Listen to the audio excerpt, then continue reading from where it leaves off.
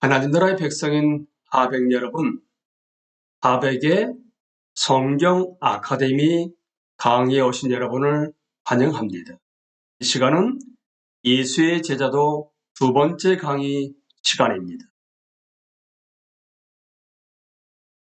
달라스 윌라드가 쓴 잊혀진 제자도의 첫 번째 파트가 예수의 거제가 되다. 그리고 거기에 머릿말에 이어서 제자도가 1장으로 시작됩니다. 이번 강의는 바로 1장에 관련된 내용입니다. 1장의 제목은 제자도, 슈퍼 그리스도인들만의 것인가. 제자라는 말은 신약 성경에 269번 나옵니다. 마태복음 5장 1절에서 예수께서 제자 무리를 보시고 산에 올라가 앉으시니 제자들이 나온지라. 이렇게 시작되는 제자란 단어가요. 복음서 맨 마지막에서는 요한복음 21장 24절에 이 일들을 증언하고 이 일들을 기록한 제자가 이 사람이라 우리는 그의 증언이 참된 줄 아노라. 그리고 이어지는 사도행전의 맨 마지막은 21장 16절에 제자란 단어가 이렇게 나옵니다. 아이샤라의 몇 제자가 함께 가며 한 오랜 제자 고보로 사람 나손을 데리고 가니 이는 우리가 그의 집에 머물려 함이라. 그리고 마지막으로 나오는 제자가 나오는 말씀은 고린도전서 15장 5절입니다. 에바에게 보이고 후에 12 제자에게와. 그러니까 269번 나오는 제자라는 단어는 복음서와 사도행전과 고린도전서에 나오고 있다는 것을 알 수 있습니다. 그렇다게 되면 궁금증은 그리스도인이란 단어는 신약 성경에 몇 번 나오냐는 것입니다. 보시는 것처럼 3번 나옵니다. 사도행전 11장 26절과 26장 28절입니다. 만남에 안디옥에 데리고 와서 둘이 교회에 1년간 모여있어 큰 무리를 가르쳤고, 바나바와 바울입니다. 이 안디옥 교회에 모여있어 큰 무리를 가르쳤고 제자들이 안디옥에서 비로소 그리스도인이라 일컬음을 받게 되었더라. 여기에 그리스도인이란 단어가 처음으로 나옵니다. 아그리빠가 바울에게 이르되 내가 적은 말로 나를 권하여 그리스도인 되게 하려 하는도다. 그리고 베드로전서 4장 16절에서 만일 그리스도인으로 고난을 받으면 부끄러워하지 말고 도리어 그 이름으로 하나님께 영광을 돌리라. 신약 성경은 예수 그리스도의 제자들에 관한 제자들을 위한 책이다. 초대 교회에서 볼 수 있는 특별한 부류의 삶이 나와 있습니다. 복음이 인류에게 주는 모든 확신과 유익은 분명히 그 삶을 전제로 하며 그 삶을 떠나서는 현실적인 의미가 없다. 복음이 인류에게 주는 모든 확신과 유익은 분명히 그 삶을 전제로 합니다. 그리고 그 삶을 떠나서는 현실적인 의미가 없지요. 제자 아닌 제자들. 적어도 지난 수십 년 동안 서구 세계의 교회는 제자들을 그리스도인 됨의 조건으로 삼지 않았다. 굳이 제자가 되거나 그러기로 마음 먹지 않고서도 누구나 그리스도인이 될 수 있으며 제자도 쪽으로 혹은 제자도 안에서 진보의 표가 전혀 없어도 여전히 그리스도인으로 남을 수 있다. 서구 세계의 교회만 그러겠습니까? 우리 대한민국에 있는 교회도 그러지 않을까요? 여러분들은 어떻게 생각하십니까? 현대 미국 교회는 그리스도의 모본과 정신과 가르침을 따르는 것을 가입 조건으로 요구하지 않는다. 대한민국의 교회는 어떨까요? 대한민국의 교회 가운데서 그리스도의 모본과 정신과 가르침을 따르는 것을 가입 조건으로 요구하는 교회가 과연 있을까요?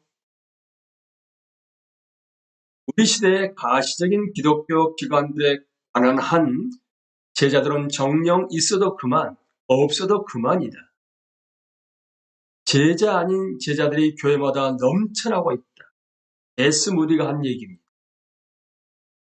현대 교회의 문제들은 대부분 그 구성원들이 그리스도를 따르기로 작정한 적이 없다는 사실로 설명된다. 그리스도를 따르기로 작정한 적이 없다는 사실입니다. 이런 상황에서 그리스도가 원래 주, 영어로 로드, 왕이죠. 주도 대신한다고 역설해 보아야 그리스도를 따르기로 작정한 적이 없는데 그 결과가 좋겠습니까? 그 결과는 신통치 않습니다. 그분의 주대심, 로드십입니다. 왕이십니다. 왕대심입니다.를 선택사항으로 내놓으면 그것은 특수 타이어나 바퀴 카버나 스테레오 장비의 범준이나 딱 맞게 됩니다. 없어도 그만인 것이지요. 그러니 그것이 있을 때 어찌할 것인가는 서글프게도 누군들 알 턱이 없다. 순종과 순종 훈련은 최근 버전의 복음에 제시되는 구원과는 납득될 만한 교리적인 또는 실제적인 연합을 전혀 이루지 못합니다. 그러니까 순종과 순종 훈련은 예수님의 주대심과 제자 보에 관한 부분이 생략돼 버리게 되면 사실상 교리적인 혹은 실제적인 연합을 전혀 이루지 못한다는 사실입니다. 그것은 곧 지상명령의 중대한 누락입니다. 예수께서 자신의 사람들에게 남기신 지상명령 속에 다른 삶의 모델이 설정되어 있다. 그분이 초대교회에 정해주신 첫 번째 목표는 온 천지에 미치는 그분의 능력과 권세를 가지고 민족을 가리지 않고, 그러니까 모든 민족으로 제자를 삼는 것이었다. 이로써 세계 역사의 프로젝트가 확실해졌고 오직 이스라엘 집에 잃어버린 양에게로 가라고 하셨던 이전의 전략적인 지시는 무효가 되었다. 제자를 삼았으면 이제 그들에게만 아버지와 아들과 성령의 이름으로 세례를 주어야 했다. 이 이중의 준비가 되었으면 이제 그들에게 내가 너에게 분부한 모든 것을 명심하여 지키도록 가르쳐야 했다. 처음 몇 세기간 기독교 교회의 성장은 이러한 계획을 따른 결과였고 그 결과는 필적하기 어려운 것이다. 그러니까 지상명령을 다시 한번 살펴보게 되면 너희는 가서 모든 민족을 제자로 삼아, 누구의 제자죠 여러분? 예수 그리스도의 제자로 삼는 것이 첫 번째입니다. 이어서 아버지와 아들과 성령의 이름으로 세례를 베풀고, 제자를 삼고 난 다음에 삼위일체 하나님의 이름으로 세례를 베풀고 그 다음에 내가 너희에게 분부한 모든 것을 가르쳐 지키게 하라. 명확하지 않습니까? 역사의 표류 속에서 그리스도의 계획은 특정한 믿음과 실천을 따르는 회신자를 삼아 교회 구성원으로 세례를 준다로 대체되었습니다. 여기서 지상명령의 두 가지 중대한 누락이 확연해집니다. 그러니까 그레이트 커미션에서 C가 빠지고 그레이트 오미션, 잊혀진 제자도가 된 것이지요. 무엇보다 우리는 사람들을 제자 삼아 그리스도의 학생으로 등록시키는 일을 처음부터 빼놓고 시작한다. 다른 모든 것들이 그 뒤에 와야 하는데도 말이다. 우선순위가 바뀌어버린 것이지요. 그러니 그 다음으로 예수께서 분부하신 것을 점점 더 행하도록 배신자들을 훈련하는 단계마저 빼놓는 것은 당연하다. 이 두 가지 중대한 누락은 실제에 있어서 하나의 전체와 연결되어 있다. 배신자들을 제자로 삼지 않았으니 그들에게 그리스도께서 사시고 가르치신 대로 살라고 가르친 일이 불가능하다. 그것은 처음부터 패키지에 들어있지 않았다. 그들은 그것을 따르기로 회심한 것이 아니다. 오늘 그리스도의 모본과 가르침을 제시할 때 돌아오는 반응은 반항이나 거부라기보다는 오히려 당황하는 기색이다. 이것을 우리와 어떻게 연관시키나? 우리와 무슨 상관이란 말인가? 혹시 무슨 유인수법이 아닌가? 여러분은 이 말씀에 대해서 어떻게 생각하십니까? 강의를 들으신 여러분들은 지금 스스로 이 질문에 대해서 어떻게 답을 하고 계십니까? 여러분도 반항이나 거부라기보다는 당황해 하시면서 이것을 우리가 어떻게 연관시키나? 우리와 무슨 상관이란 말인가? 혹시 무슨 유인수법이 아닌가? 라는 질문이 마음속에 떠오르지는 않으십니까? 그러면 예수님 당시의 제자들로 한번 들어가 봅니다. 예수께서 이 세상에 계실 때 그분의 제자가 되는 것은 퍽 단순한 일이었다.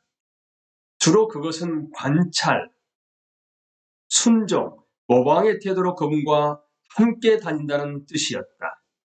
어떻게 해야 하고 그 대가가 무엇인지 누구나 알았다. 마가복음 10장 28절을 세 번역으로 읽어드립니다. 들어가 예수께 말씀드렸다. 보십시오. 우리는 모든 것을 버리고 선생님을 따라왔습니다. 모든 것을 버리고 선생님을 따라왔습니다. 예수께서는 지금 여기에 임한 하나님의 통치 내지 활동을 선포하고 예시하고 설명하느라 이곳저곳을 다니셨고 그런 예수와 함께 다니려면 장시간 가정과 직업을 버려야 했다. 마가복음 1장 20절을 세 번역으로 읽어드립니다. 곧바로 그들을 부르셨다. 그들은 아버지 세베대를 일꾼들과 함께 배에 남겨두고 곧 예수를 따라갔다. 누가복음 14장 26절과 33절입니다. 무릇 내게 오는 자가 자기 부모와 처자와 형제와 자매와 더욱이 자기 목숨까지 미워하지 아니하면 능히 내 제자가 되지 못하고 그 다음에 이와 같이 너희 중에 누구든지 자기의 모든 소유를 버리지 아니하면 능히 내 제자가 되지 못하리라. 예수 그리스도의 제자가 되려 하게 되면 우선순위가 명확해야 됐습니다. 무엇보다도 가장 우선순위를 예수 그리스도의 제자가 되는 것에 두었습니다. 그렇다면 지금의 제자들은 비록 대가는 컸지만 한때 제자들의 의미는 아주 간단명료했다. 지금은 기술적인 면에서 그때와 다르다. 제자들은 그분과 몸으로 함께 있을 수 있었으나 우리는 그럴 수 없다. 그러나 제자의 우선순위와 의지, 그러니까 마음과 내면의 태도는 영원히 똑같다. 제자의 마음에는 갈망이 있고 또 결단이나 정해진 뜻이 있다. 마태복음 10장 24절 세 번역으로 읽어드립니다. 제자가 스승보다 높지 않고 그러니까 적어도 스승의 수준까지 올라가겠지요. 그런 갈망이 있어야 되겠죠. 누가복음 6장 40절을 세 번역으로 읽어드립니다. 제자는 스승보다 높지 않다. 그러나 누구든지 다 배우고 나면 자기의 스승과 같이 될 것이다. 그러니까 제자들의 마음에 갈망이 있는데 계속 다 배우고 나면 스승보다 높지는 않지만 자기의 스승과 같이 될 것이라는 건강한 갈망이 있어야 하는 것이지요. 이 갈망은 대개 이미 도에 들어선 다른 사람들의 삶과 말을 통해 생겨나는데 그 갈망이 있어도 여전히 결단이 필요하다. 그리스도처럼 되는 일에 자신을 바친다는 결단 말이다. 제자는 그리스도처럼 되겠다는 의지와 그래서 그분의 믿음과 실천 안에 거하겠다는 의지를 품고서 자신의 일상사를 그 목표에 맞추어 체계적이고 점진적으로 재조정하는 사람이다. 제자란 그리스도처럼 되겠다는 의지와 그래서 그분의 믿음과 실천 안에 거하겠다는 의지를 품고서 자신의 일상사를 그 목표에 맞추어 체계적이고 점진적으로 재조정하는 사람이다. 오늘날에도 우리는 이런 결단과 행동을 통해서 그리스도의 훈련에 등록하고 그분의 문화생 내지 제자가 된다. 다른 길은 없다. 제자로서 제자를 삼기로 작정할 때 우리는 이 점을 명심히 한다. 반면에 교회 안팎을 막론하고 제자가 아닌 사람은 예수 그리스도처럼 되는 것보다 더 중요한 일이나 명무가 있다. 그들은 예수께서 하신 대로 하나님과 함께 일하고 항상 먼저 그의 나라와 그의 의를 구하면서 그분의 보호와 통치 아래 사는 삶이 가능하다는 것을 모를 수 있다. 우리가 정말로 그리스도처럼 되기로 작정한다면 우리에게는 물론 주변의 모든 생각이 있는 사람들에게도 그것이 훤히 보이게 마련이다. 제자들은 원수를 사랑하고 우리를 저주하는 자를 축복하고 압제하는 자와 심리를 동행하는 법을 적극 배우는 것으로 대체로 내면의 은혜로운 변화인 믿음과 소망과 사랑을 삶에 실천하는 것으로 구체화될 수 있다.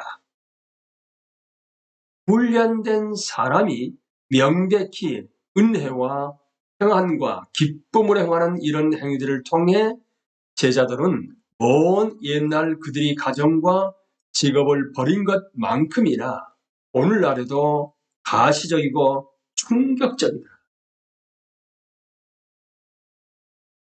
그렇다면 제자들을 버리는 대가는 과연 무엇일까요? 인생에서 흔히 구하는 것을 잃어버리지 않고는 누구도 그리스도의 제자가 될 수 없다. 그분의 이름으로 일컬음 받는데 세상 물질을 아까워하는 사람은 하나님 앞에서 자신의 상태가 어떠한지 따져볼 필요가 제자들을 버리면 우리는 사라질 줄 모르는 평안, 사랑이 관통하는 삶, 선을 이루시는 하나님의 궁극적인 주권에 비추어 예사를 바라보는 믿음, 아무리 낙심되는 상황에서도 견고히 서 있는 소망, 옳은 일을 행하고 악한 세력을 물리치는 능력을 잃는다. 한마디로 제자들을 버리는 대가로 당신은 예수께서 주로 오셨다고 하신 그 풍성한 삶을 잃는 것이다. 요한복음 10장 10절을 세 번역으로 읽어드립니다. 나는 양들이 생명을 얻고 또 더 넘치게 얻게 하려고 왔다. 양들이 생명을 얻고 또 더 넘치게 얻게 하려고 왔다.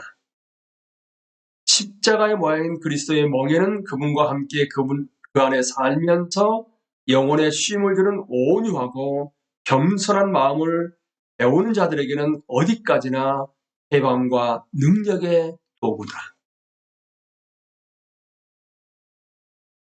나를 따르라. 나는 길을 찾았다. 누가 이런 말을 했을까요?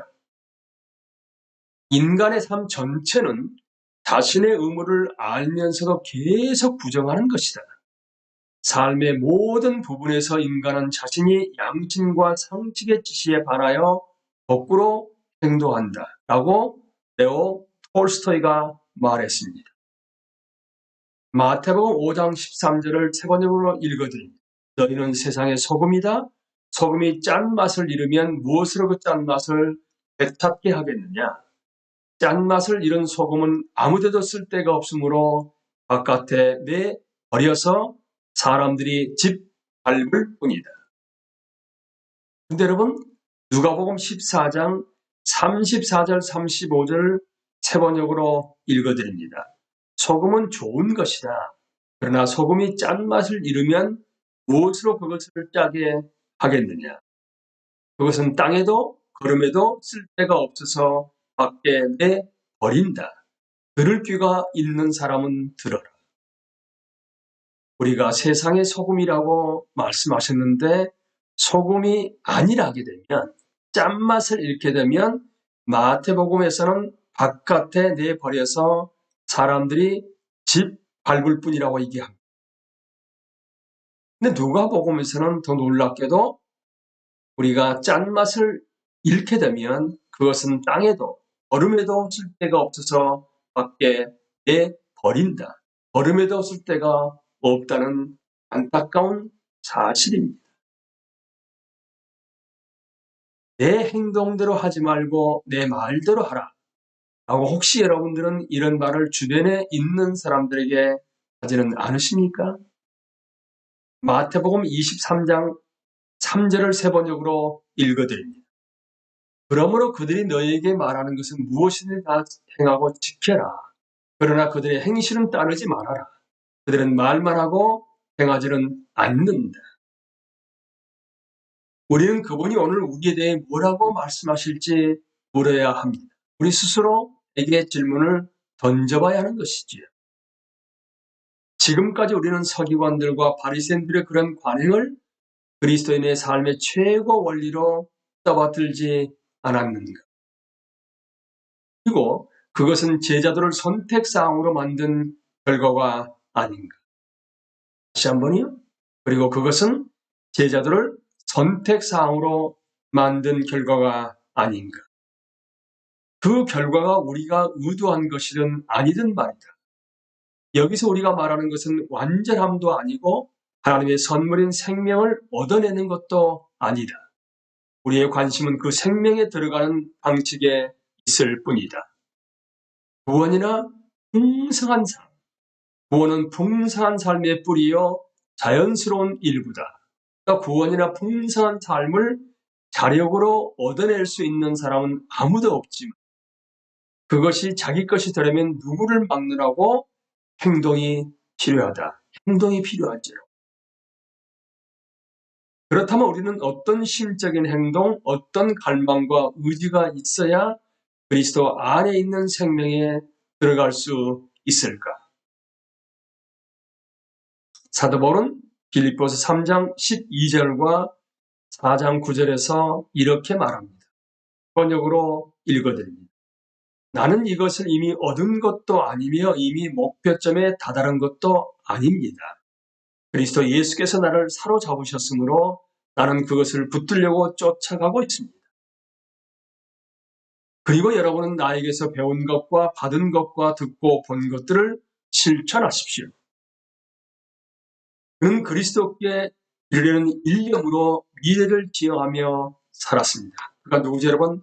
사도 바울입니다. 사도 바울은 우리에게 나를 따르라 하는 길을 찾았다라고 지금 말씀하고 있는 것입니다. 그는 그리스도처럼 되느라고 여념이 없으면서도 빌립보서 3장 10절에서 14절을 세 번역으로 읽어드립니다. 내가 바라는 것은 그리스도를 알고 그분의 부활의 능력을 깨닫고 그분의 고난에 동참하여 그분의 죽으심을 본받는 것입니다. 그리하여 나는 어떻게 해서든지 죽은 사람들 가운데서 살아나는 부활에 이르고 싶습니다. 나는 이것을 이미 얻은 것도 아니며 이미 목표점에 다다른 것도 아닙니다. 그리스도 예수께서 나를 사로잡으셨으므로 나는 그것을 붙들려고 쫓아가고 있습니다. 형제 자매 여러분, 나는 아직 그것을 붙들었다고 생각하지 않습니다. 내가 하는 일은 오직 한 가지입니다. 뒤에 있는 것은 잊어버리고 앞에 있는 것을 향하여 몸을 내밀면서 그리스도 예수 안에서 하나님께서 위로부터 부르신 그 부르심의 상을 받으려고 목표점을 바라보고 달려가고 있습니다. 바울이 바로 나를 따르라 나는 길을 찾았다 라고 외치고 있는 그 말씀이 바로 지금 읽은 이 말씀 가운데 드러나 있습니다. 동시에 자신의 의지를 받쳐주는 것이 은혜임을 확신했습니다. 우리가 의지를 받쳐주는 것은 하나님의 은혜이지 우리 의지만 가지고 절대로 되지 않습니다. 그래서 사도 바울은 고린도전서 11장 1절에서 내가 그리스도를 본받는 사람인 것과 같이 여러분은 나를 본받는 사람이 되십시오. 사도 바울은 모든 사람들에게 나를 따르라, 나는 길을 찾았다라고 말할 수 있었습니다. 우리 인생 최고의 기회는 언제일까요? 기독교와 보수주의 간의 논쟁이 참 많습니다만 기독교 교회의 구성원이 되는데 그리스도의 제자도가 선택사항이라는 입장은 자유주의나 보수주의나 양쪽 주의 모두 똑같다. 나는 제자인가? 아니면 세간의 기준으로 그리스도인일 뿐인가? 여러분은 어떻습니까? 제자로서 그리스도인이십니까? 아니면 제자가 되지 않는 상태에서 단순하게 그리스도인입니까? 우리의 궁극적인 갈망과 의지는 우리의 삶을 구성하는 구체적인 반응과 선택으로 나타나거니와 그 궁극적인 갈망과 의지를 검토해 보면 우리에게 그분처럼 되는 것보다 더 소중한 것들이 있는지 그렇지 않은지를 알 수 있다. 그런 것들이 있다면 우리는 아직 그분의 제자가 아니다. 여러분은 어떠신지요? 그분을 따를 의향이 없고서야 그분을 믿는다는 우리의 주장은 공허한 것일 수밖에 없다. 지도자나 사역자들에게는 더 심각한 물음들이 있다.